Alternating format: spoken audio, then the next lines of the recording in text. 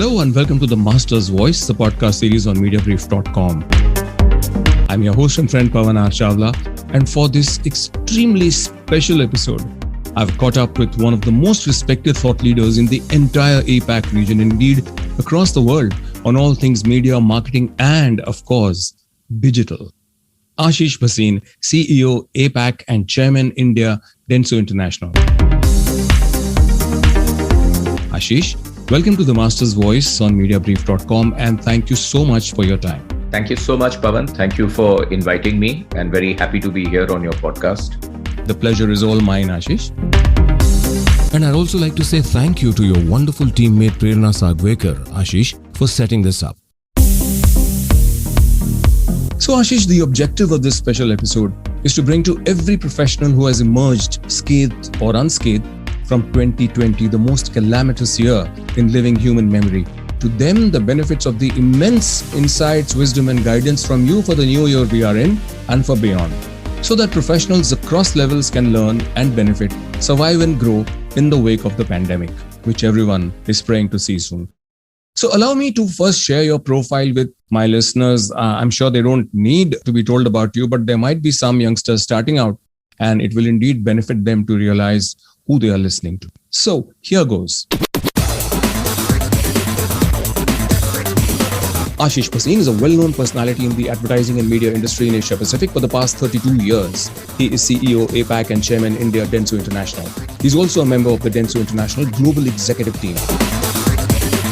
An astute businessman, Ashish built the Dentsu Aegis network in India from a merely 50-member team to a 3,000-member powerhouse, now the second largest advertising and marketing communications group in India, and in the process, overturning for the first time the existing ranking, which had historically been in place for more than 80 years.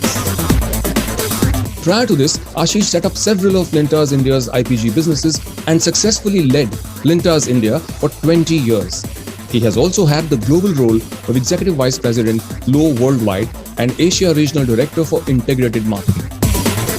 Ashish has also won a record 4 coveted South Asia Agency Head of the Year awards at Campaign Asia Pacific's Agency of the Year awards in 2015, 16, 17, and 19. He was named Network Head of the Year at the Media Ace Awards 2019, a distinction he was also conferred with in 2018. Ashish was recently appointed the 2021 FEs Awards Chairman and has served on several global juries including Cannes Lions, Dubai Links, Festival of Media Global 2013 at Montreux, and Asia's Most Promising Brands and Leaders 2013 in Dubai. Ashish serves or has served on most industry bodies in India, including as Immediate Past President, AAAs of I, Immediate Past Chairman, MRUC, Chairman Goa Fest 2017 and 2018, Co-Chairman AAAs of I, IBF Committee 2010 to 18, Board Member, Broadcast Audience Research Council, that is BARC India, Board Member, ABC, Chairman, Media, Abbeys 2012 and 2013, Chairman, Readership Studies Council of India, and Founding Chairman of the Sydenham Institute of Management's Alumni Association. Ashish was recently conferred a PhD for outstanding contribution to the advertising and media industry. So this is the stellar, inspirational leader who has proven himself across the decades and with the highest distinction. Ashish Bhasin, CEO, APAC, and Chairman, India, Dentsu International.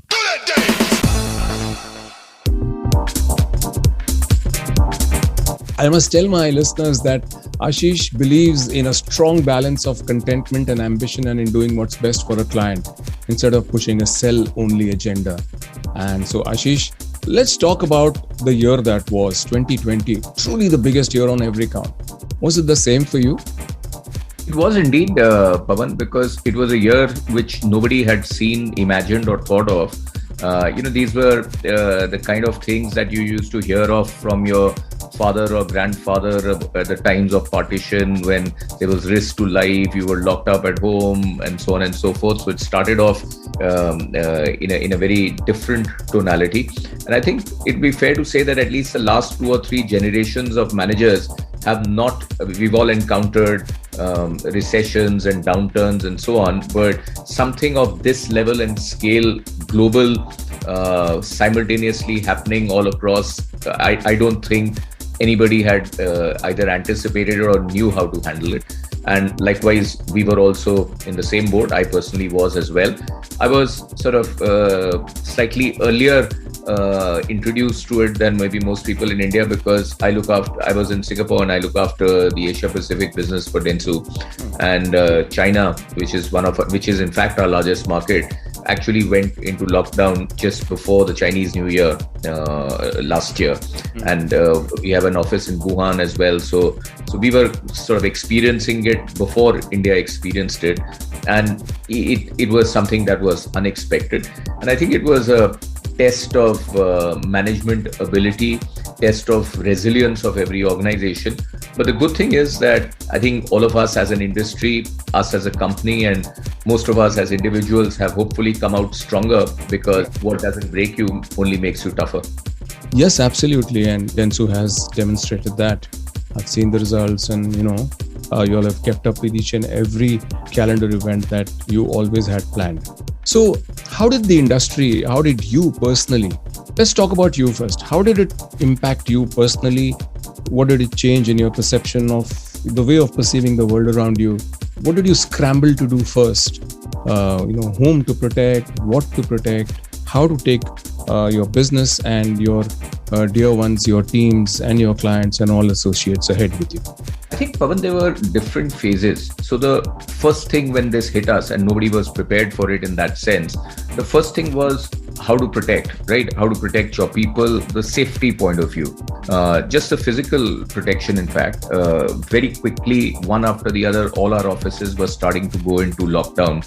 We have 14,000 people all across APAC. And all of a sudden, virtually overnight, in a period of a few weeks, perhaps, they had to all be moved towards working from home. Now, this is something no organization, I think, was geared up enough for doing so, because it's in some cases reaching physical machines, in some cases setting up protection softwares, gearing up, and I must say, IT are really the unsung heroes. I've been saying this because they're the ones who ensured that almost seamlessly 15,000 people virtually overnight could start working from home.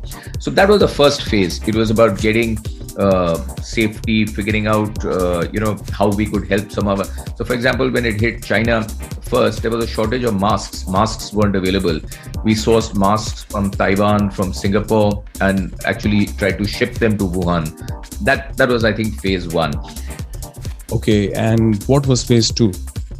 Well, phase two really was that, okay, then the reality strikes you. Okay, here is where we are. This is what we've now kind of got some grips of what the situation is. We still don't know what's going to be the runway ahead. How do you protect your business? And how do you tackle the anxiety of your people? People were really worried.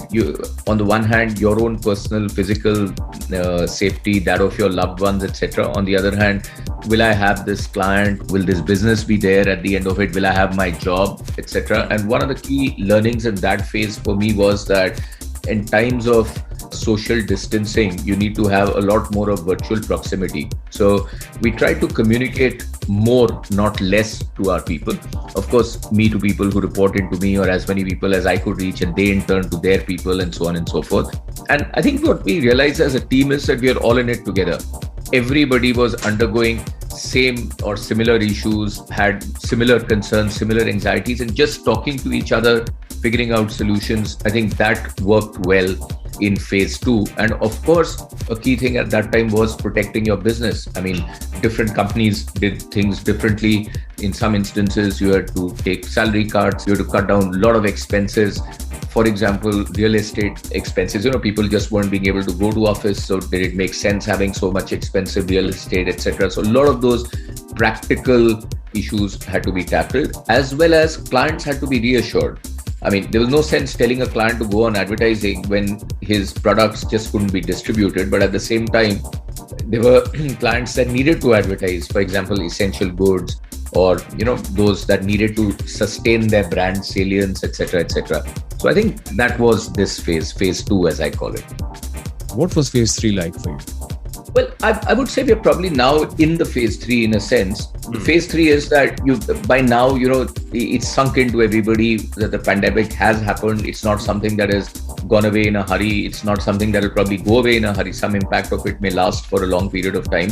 So, but life still has to go on. Businesses still have to be made more and more resilient. Businesses have to grow, right? So this is really phase 3, where you start focusing on, okay, what are the areas which are not going to grow for quite some time, but on the other hand, what are the areas that are going to grow much faster, where we can help our clients by taking a lead in those areas, etc., including for people, their careers. And I think particularly if you look at the Indian economy, and I'm now saying this from an Indian point of view, it's shown a lot of resilience. It's shown coming back. I mean, I'm not a big believer of that V-shaped recovery that one fine day everything will come back to normal, but you can clearly see that for the last few months, every month is looking better than before. So I think this is a phase where we as leaders have to plan ahead, plan our strategies for growth, and equally give a morale boost to our teams, because it's not the end of the day.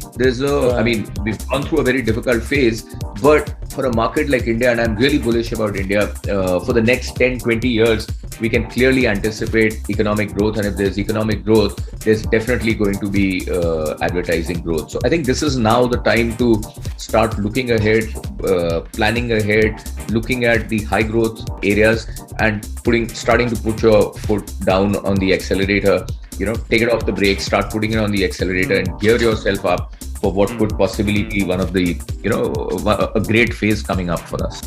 Wonderful, wonderful. So this is really the phase of rebuilding.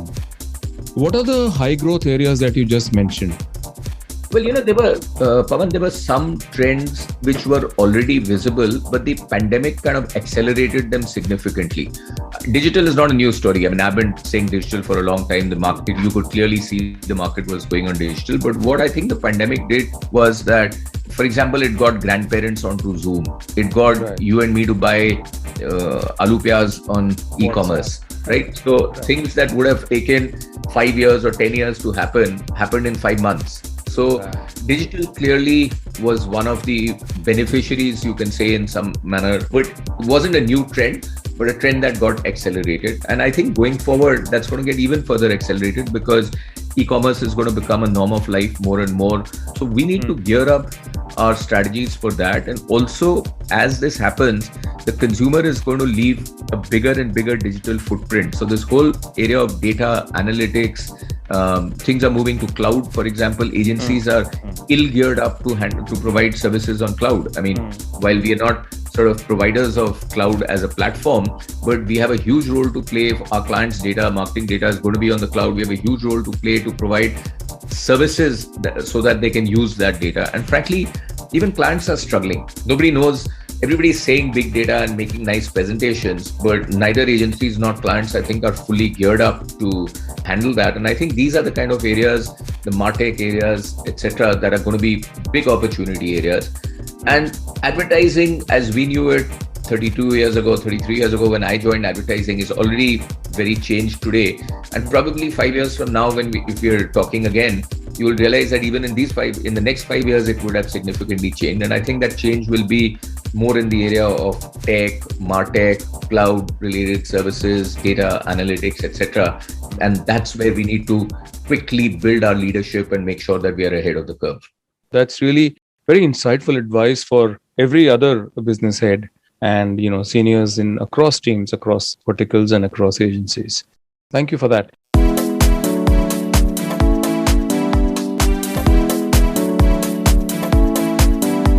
You're tuned to The Master's Voice, the podcast series from Mediabrief.com. I'm your host and friend Pavan Chawla, and my distinguished guest on this episode is a stellar and remarkable leader and professional whose work I've admired for decades and whom I'm also privileged to call a friend.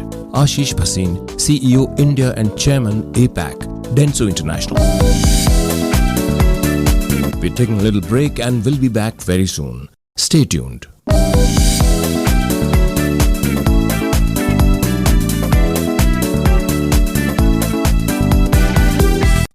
And we are back. I'm your host and friend Pavan Chawla, and with me is remarkable leader and professional Ashish Bhasin, CEO India and Chairman APAC, Dentsu International. This is the Master's Voice podcast series from Mediabrief.com. So Ashish, thanks to Apple Safari and the privacy controls that they brought in, other players like Google also were forced to come out and say, yes, we will now also, I think in about a year from now, if I'm not mistaken, only accept first-party cookies.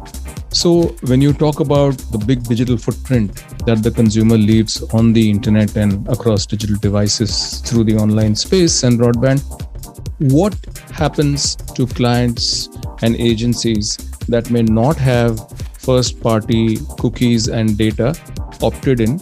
And even the opt-ins at the first level would be for specific purposes. I mean, are agencies and marketing agencies allowed to obtain broad-based, open-ended opt-ins? Is that a yes or no?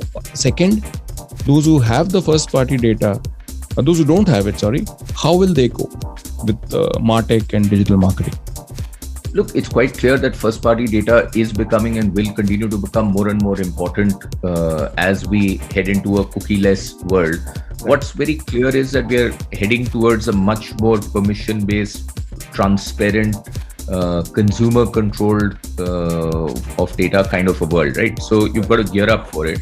To your question, what will happen to people who are not geared up for this, or who don't have first-party data and don't know what to do? I'm afraid what will happen to them is exactly what happened to dinosaurs. They'll perish, right? This is an absolutely evolving.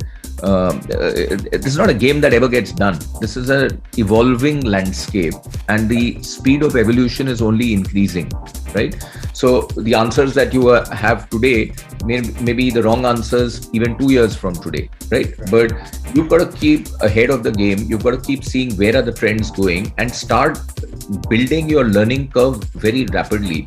And one thing that this era is definitely teaching us is that you have to unlearn as fast as you learn. Because only if you unlearn, if, for example, we all learned in the broadcast era, right? The advertiser crafted a message. It took 3-4 months to produce a commercial. We researched it, etc. And then we broadcast it to the consumers. And that was our message to the consumers. Today, you have to, if you haven't unlearned it, you're probably already out of the business, because today the conversation has shifted away from the hand of the advertiser or the brand to the hands of the consumer. You can't control what the consumer is talking about your brand anymore. They're making the content, they're talking about it in this highly engaged social media world on that. So you have to stay 2 steps ahead. It's not going to be easy. I think building first-party data is going to be critical. That's where service providers and agencies like us will come into the picture more and more.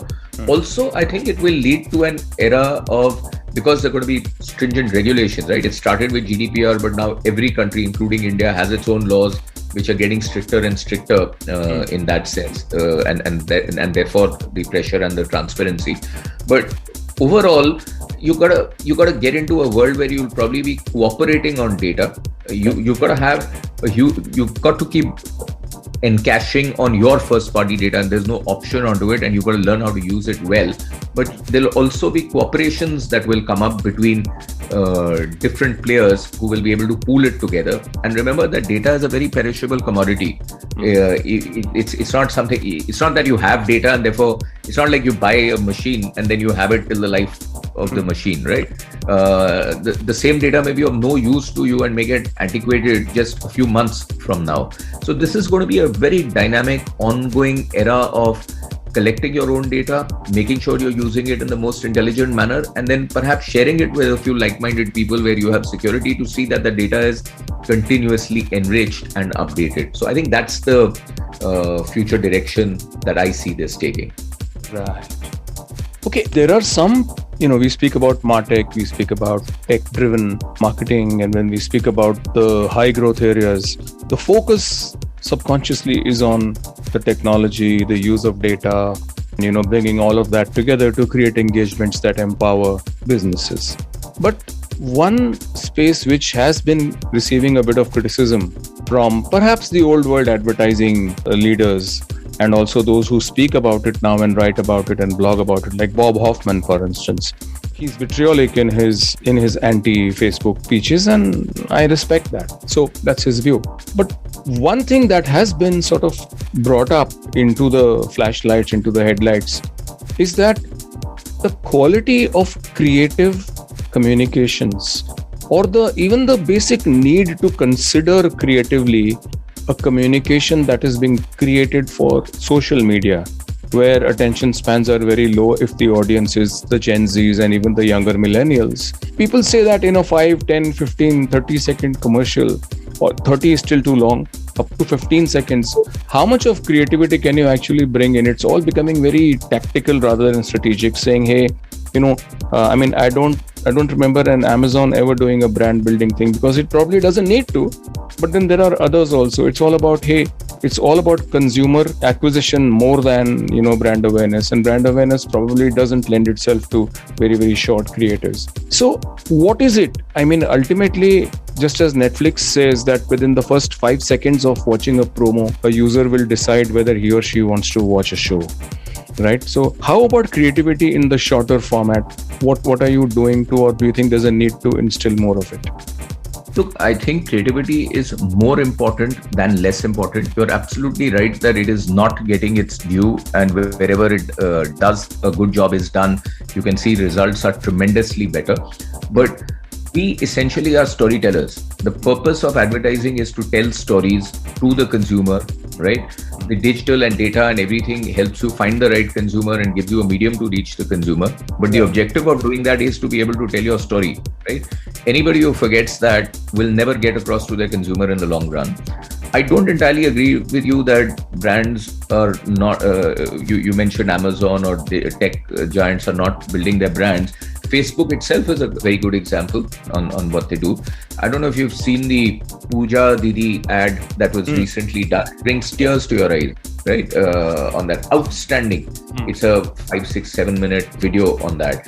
Whenever great work is done, it shines out and sticks to your mind, whether it is in 15 seconds or it is in 19 minutes as a film, it doesn't matter, right?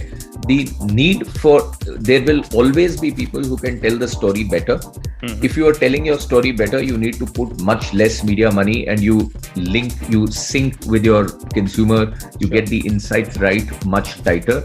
So I feel the need for that will only increase. At the moment, we are probably in a phase where it's kind of getting commoditized because there are a lot of mom and pop shops coming up doing it like a cookie cutter kind of a way. But I can clearly see that there is a emerging trend of outstanding communication. I mean, Swiggy is a great example. Excellent use of digital social media to build their brand, right?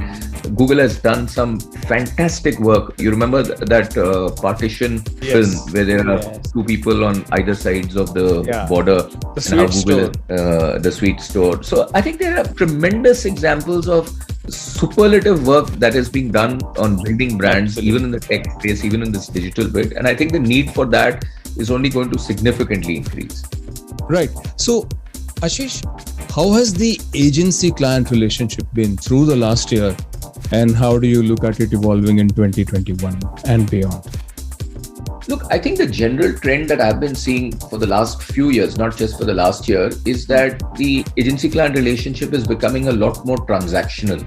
In fact, our whole economy, our whole advertising business is becoming more project-based than long-term. Of course, long-term relationships exist and so on, but it's becoming, what does the client want? They want the best services or the best creative mind or the best whatever that they can get for the project which is on hand. And that may not necessarily be able to be provided by people who are their long-term partners, and therefore they're now much more willing to look outside.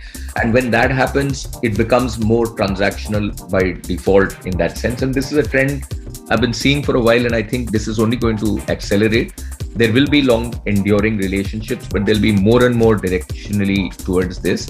This also will spring out as project-based type of advertising relationship comes in. It also opens up a huge new area for talent. The gig economy that we talk about. Right. So we're probably entering a phase where we have to balance all of these things out and see how it ends in. But what I'm very clear about is that clients are going to need agencies. They did for the last 100 years and they will for the next 100 years. But there'll be winners and losers. There'll be, on the agency side, there'll be those who are still dinosaurs, still clinging to the good old days, how things used to be. And there are those who are forecasting where the consumer is going, where the client's needs are going, and are trying to change their way of working to match that. And I think that's a trend that's going to only accelerate as we go forward. Right. And in fact, I see Dentsu with its array of 28, 30 agencies having the whole ecosystem to provide a solid gig-based, let's say, sub-economy to all its clients. Because, there is Dentsu, the main leading client-owning agency, or one of its agencies will be the main client-facing agency. And then it has the best that the digital world has to offer in terms of strategy, in terms of talent, in terms of execution. So how do you see Dentsu going ahead? Because you are poised. You've led the digital thrust, if I may use that word. The focus on digital has been, I think, something that you've been bringing out and talking about and, actually actioning across Dentsu over the years. And so I think your one P&L formula is great. Not, I think from the other end, people might think it's good for business, but I think it's good for the client and therefore for the business. How did you think of the one P&L and, what triggered this? Was there some specific trigger that nobody knows about? Well, yes, there is in some ways, and that is called necessity, because the necessity is the mother of all inventions, right? Yes, I am a very big, I believe the reason we've had spectacular success in India and in fact in many other markets are just two for us. One is this one P&L and the other is our thrust on digital when others weren't looking at it. Right. If I talk about one P&L, look at the evolution, and I'll tell you in a minute how I got, how necessity made me get onto this in that sense. But just look at the evolution of advertising. So if I look back 33 years ago when I joined advertising, Hindustan Lever was my biggest client. I was in Lintas, right? So, and one day as an account executive, you would be sitting with a client getting a packaging brief. The next day you could be getting a media brief. The third day you would be getting a creative brief, and you would come back and give it to somebody who would then translate it, right? Because essentially you were generalist. The client was dealing with a generalist who was like a relationship manager, for the lack of another word, who lived his brand, her brand, and therefore was a generalist who was translating it to specialists. As time evolved, as agencies unbundled, starting with media first, client realized that he needs specialists, and not just specialists. Today in a digital era, super specialists. So for example, in digital, he doesn't want to talk to some generalist guy coming and talking to him general gyan about digital. Within that, he wants so if it is search and performance, he wants a super specialist who's the best in search and performance. And he doesn't care which agency, which part, whoever is best in that, if it is social media, whoever is the best person to handle social media, etc., etc. Now, the consequence of this over the years, what happened was that agencies started, getting fragmented. So in the end, client is just fed up today because he's dealing with 20, 30 agencies, a PR agency, an event agency, a creative agency, media agency, digital agency, often multiples of them because they empanel 2 or 3 in each of those things. And he's going back trying to coordinate all of that. And this problem is not going to go away even if you're talking to somebody from the same holding company or group, because we are constructed in silos, right? The legacy agencies they're structured in silos. So a TV guy will go and say, look, TV is the best medium. It's got maximum reach. Forget about everything else. The digital guy is incentivized on digital. So he'll go and say, oh, all of that is all analog. It's over. Everything should be digital. Nobody's thinking brand. They're thinking of what they're trying to sell. The outdoor guy will go and say outdoor is what will do, blah, blah, blah, right? So what we said was, let's just turn this around. When I was running India and when I reported out of India, I reported out as one P&L. So this is what India will do. Within that, it didn't matter what the TV would do or what digital would do or what outdoor would do, etc. And all 3,000 plus of us, we linked our destinies together. So for example, if India didn't hit its numbers, nobody would get a bonus. Right? So your destinies actually get intertwined in that way. That doesn't mean you don't have your own evaluation, your own domain expertise, etc. So we were able to provide all the benefits of specialisms without the hassles of silos. And we were able to do it well ahead of any of our competitors because I was constructing it afresh. And that's where the necessity thing comes in, right? I came in 2008. My competitors were here. I think WPP came in through Hindustan Thompson Associates, HTA, in 1928 or 29. IPG through Lintas came in 1938. I was coming in 2008. So therefore, and I built this group up, right? Got the team together. Many of them had worked with me before. So we could do it in that one P&L manner.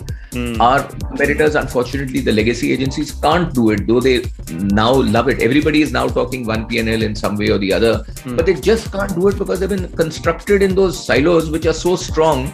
Somebody is reporting to someone in Singapore, somebody reporting to someone in Hong Kong, somebody to someone in New York, etc. They just can't get it together except on paper, right? So that was one big advantage we had on one P&L. And the reason I also did this was that when I took over, there was a Kera with, let's say, 20 people. I set up a poster scope which had 8-10 people, etc. And I said, no, we will go out to that time we were Aegis. Dentsu hadn't acquired us. So we said, we will go out to market as one Aegis, as a 100-member agency. We were actually 94 or 95 people, and we said, we are going to be a 100-member agency that will go out. So that's how this one Aegis started, which then became one Dentsu and one P&L, and that stood us in great stead. The other bit was digital. So again, because I was coming in 80 years late, I figured out that my competitors were not looking seriously at digital, because at that time, digital was only 3 or 4% of the entire market. Fast forward a few years, 2019, before this COVID happened. Now, of course, it's even further. Digital became 19%, from 3-4% to 19% of the market, right? But we in Dentsu in 2019 got 46, nearly half of our revenue was from digital. Wow. Out of our 3,000 people, almost more than 2,000 people are digital experts, correct? Wow. So therefore, we became the largest players in digital, amongst the largest customers of Google or Facebook or everybody, from a standing start, from zero. And the principle we followed was that, look, the consumer is going digital. Others are not recognizing it because they're very comfortable making a lot of money in TV, print, and the old world. The niche that we've got to get for ourselves is, let's go become leaders in this, because we're coming in 80 years late. There's no way we're going to be able to do it otherwise. And fortunately for us, Mr. Ambani also lowered the data prices, increased the bandwidths, and the whole ecosystem moved towards digital, which we had anticipated, towards a digital thing. And frankly, if you ask me, COVID will only accelerate this trend even further. And that's what really puts us, I mean, one of the reasons we did relatively okay last year compared to many of our competitors is that a large part of our business was digital. In the analog areas, for example, the events and out of home, etc., we also suffered hits. But in digital, while everything slowed down, digital was still growing in that sense. So I think these two things, the one P&L and digital, this is how it emerged because of necessity, but really stood us in good stead.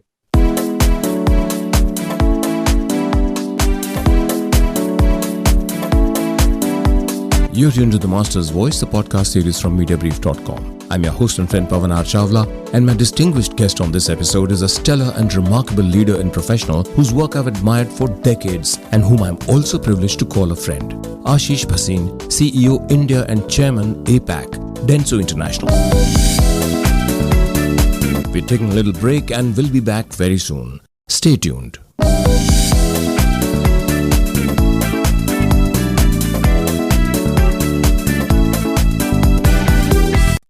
And we are back. I'm your host and friend Pavan Chawla, and with me is remarkable leader and professional Ashish Bhasin, CEO India and Chairman APAC, Dentsu International. This is the Master's Voice podcast series from Mediabrief.com. So let's look at the Dentsu digital report of 2021 that you released recently. Okay, TV still has the lion's share there, and I firmly believe, I think I could be wrong, but I believe that television will rule the roost for at least the next 5 to even 7 years as far as getting the share of the ADEX is concerned. But digital is growing even faster than ever anticipated or guesstimated by anybody. So what are the most important trends for the future that the Dentsu digital report of 2021 has put forth? It's going to be a guidance for everybody in the industry, but I'd like to hear from you the elevator summary. Yeah, let's look at the big picture first on it. The good news is that advertising is going to continue to grow and will probably have double-digit growth, a CAGR of 10-11% for the next 5 years at least, right? But an even better news on that is that digital will probably have an upwards of between 20 to 25% CAGR for the next 5 years. So digital will grow 2 to 2.5 times the rate of traditional advertising. And these are mega trends that are definitely going to happen. I also believe that in the next about 2 to 3 years, there are going to be 250 to 300 million new users of internet coming in onto the internet fold, right? And these are not people who are largely going to come from Bombay, Delhi, Calcutta, Chennai, Bangalore, etc. They're going to come from tier 3, tier 4 towns. They're going to come from rural areas. The government is giving a big thrust on e-governance. The data prices have fallen. The handset prices have fallen. Access is improving everywhere. Every panchayat office is going to have a fiber optic, high bandwidth connection, etc., etc. So the general trend leads me to believe that in the next, let's say 2 to 3 years, you're going to get 250, 300 million more users. Now, if you look at the big picture, if you just pull back, television today has a reach of, let's say 750, 800 million approximately, right? Digital today has a reach of 500 million, roughly 500 million. And it depends on whose numbers you see. Some people say, if you look at IMAI, they always say a higher number. Some people say lower number, but roughly, let's say about 500 million.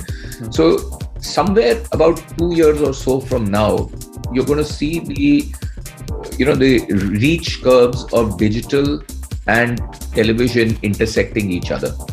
And that then, with a little bit of a lag of time, becomes an inflection point. I studied markets like South Korea, like China, etc., who are ahead of us in digital composition. So incidentally, this is the first year in humankind's history where digital will be more than 50% globally. So digital will be bigger than all other media put together, right?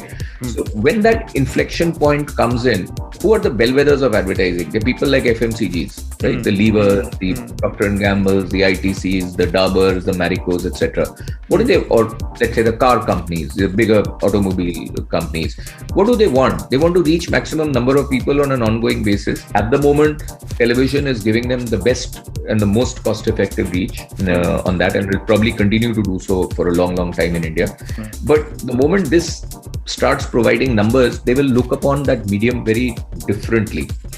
India is not going to be an or country. So it's not going to be, so for example, in the rest of the world, digital came up. So is it digital or television? I think India is going to be an and company. It's a country. It's going to be television and digital, right?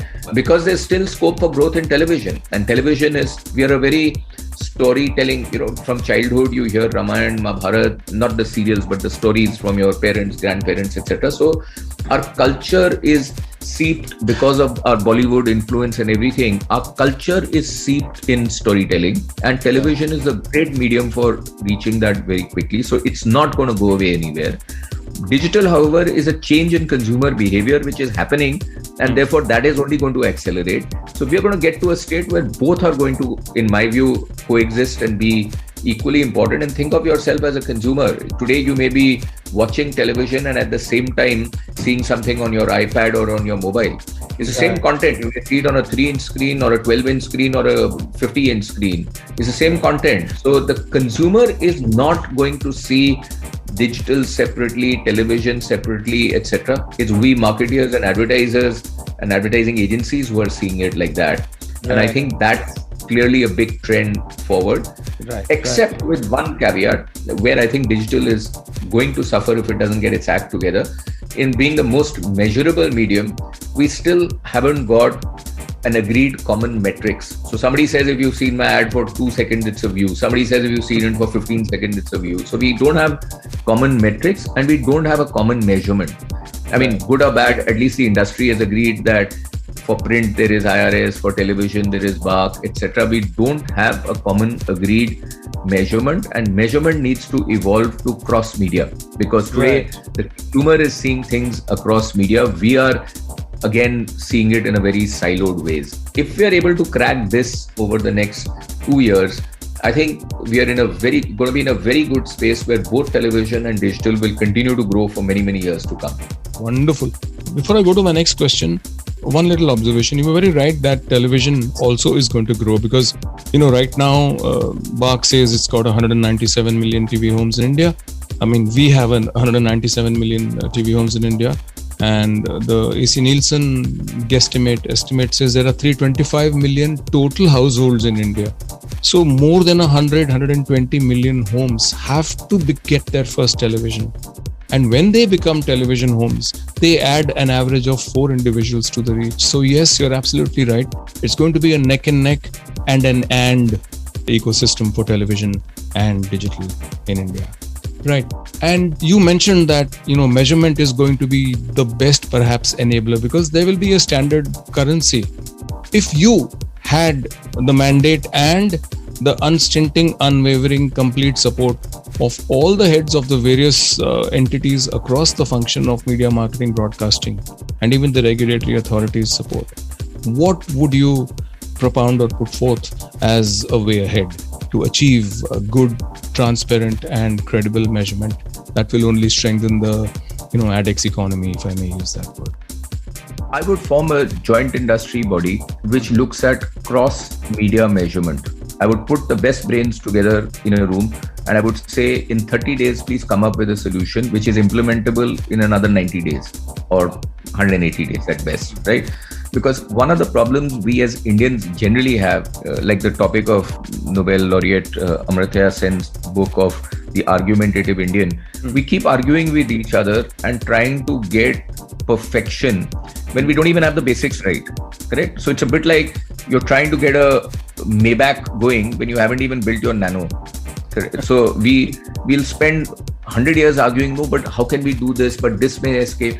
Let's at least get it 90% right and get on with it, rather than be living in a world where we are spending so much of money relatively in the dark, treating consumers as if they're living in silos. Somebody is a television consumer, somebody is a digital consumer. I'm a television consumer. I'm also a digital consumer. I'm also a newspaper reader, and I also see cinema, and I also observe outdoor when I go, as indeed you do, as everybody does. Right. We need to learn to measure this right, and right or wrong, agree upon a common metric. So I would put the best brains together of the industry, including all the stakeholders, the media owners, the agencies, the clients' representation, form a joint industry body. Say, in 30 days, please come up with a blueprint, which is then implementable in 180 days. At least it should get off the ground. And then we'll keep fine-tuning it. And I'm sure it'll not be perfect, as none of our measurement systems are. I'm sure it'll have loopholes. Then we keep working on it, we keep improving it, and at least life goes on. At the moment, we are only arguing, talking, saying this is not right, that is not right, and not moving forward, which I think is going to hold digital back if this is not done. And here I would say the tech majors need to take a lead. The Facebooks, the Googles, the big players need to take a lead, because they have the resources, they have the brain power, they have the technology. They need to sort of be a little bit large-hearted and get the ecosystem together and get it going, because in the long run, it is most going to be in their interest. I believe William will benefit from it. Right. I hope that, the industry and the bodies actually take note of this and try and, get you right in the middle of it and say, let's take it forward. Honestly, it'll be the best thing that's going to happen to digital. And I hope it happens soon. So, Ashish, about the OTT space. I think the OTT space has really been one of the biggest empowerers of digital consumption growth in India during the pandemic, purely because of the various kinds of and all the effervescent sort of creatively produced content that it has provided to people. And it is now expected that the OTT space by 2024 will grow to make India the 6th largest global OTT market. In the last year alone, it grew at the fastest rate of growth in the world in OTT. But there hangs the sword of content regulation. Now, I believe that content regulation has to strictly and purely be self-regulation, light-handed government regulations, and big-hearted support, so that the entities that are in the OTT, on the OTT platform, which create the content and give it out to their millions of users across the country, they too must behave very, very responsibly and take that self-regulation code very seriously. And even the IAMAI came out with the self-regulation toolkit for everybody.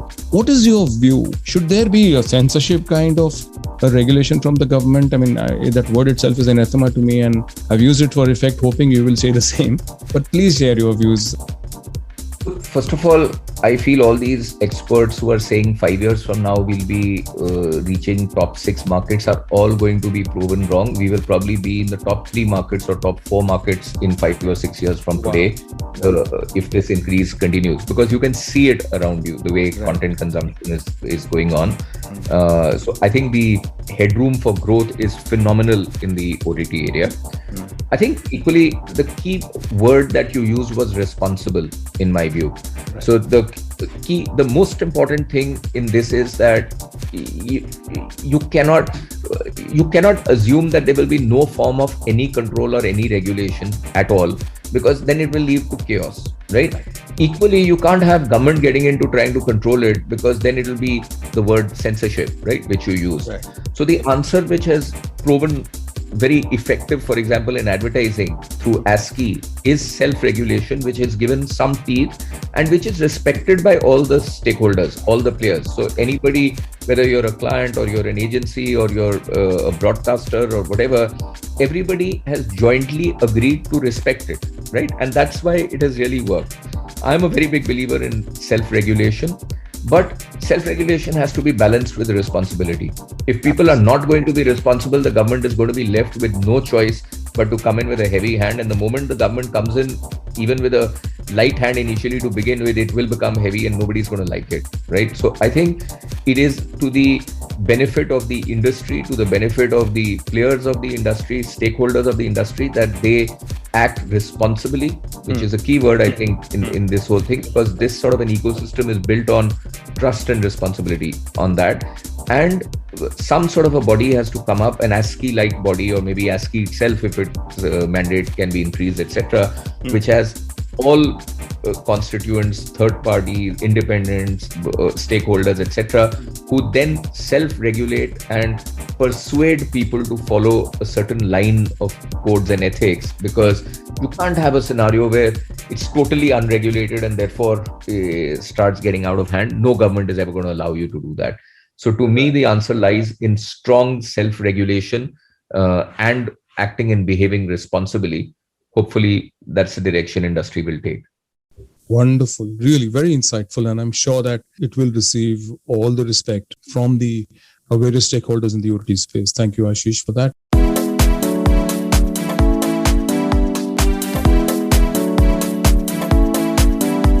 You're tuned to The Master's Voice, the podcast series from Mediabrief.com. I'm your host and friend Pavan Chawla, and my distinguished guest on this episode is a stellar and remarkable leader and professional whose work I've admired for decades and whom I'm also privileged to call a friend.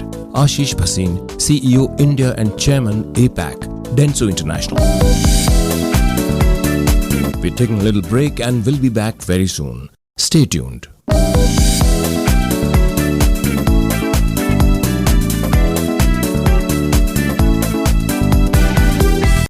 And we are back. I'm your host and friend Pavan Chawla, and with me is remarkable leader and professional Ashish Bhasin, CEO India and Chairman APAC, Dentsu International. This is the Master's Voice podcast series from Mediabrief.com. Through this entire pandemic, people could actually, because of the pollution and the fogs that went down, people could watch and see, mountains in distances from cities which had never seen them. How has your perception changed in the pandemic and due to it?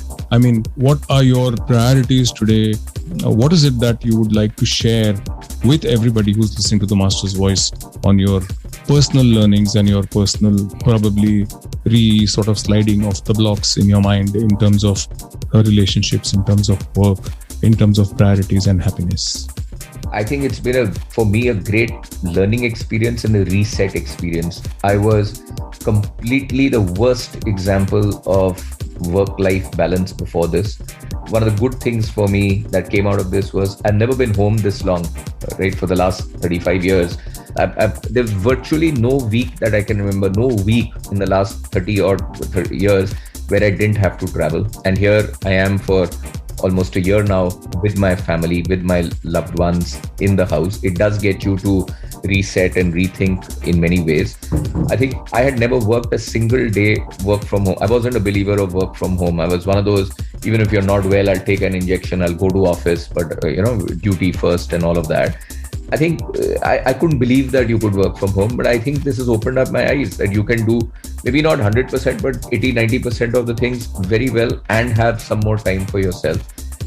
Being a Punjabi, I have a fascination for good food, and that also makes me put on weight and be absolutely unfit also because I'm pretty lazy. I think this helped me find time to exercise and motivated me to exercise. It got you, I like spending time with my family. I got great amount of time with my family. So it's a bit of a reset in that time. And I think as you go forward, you can't, like I said to you before, you can't lose your ambition, because ambition is what drives growth.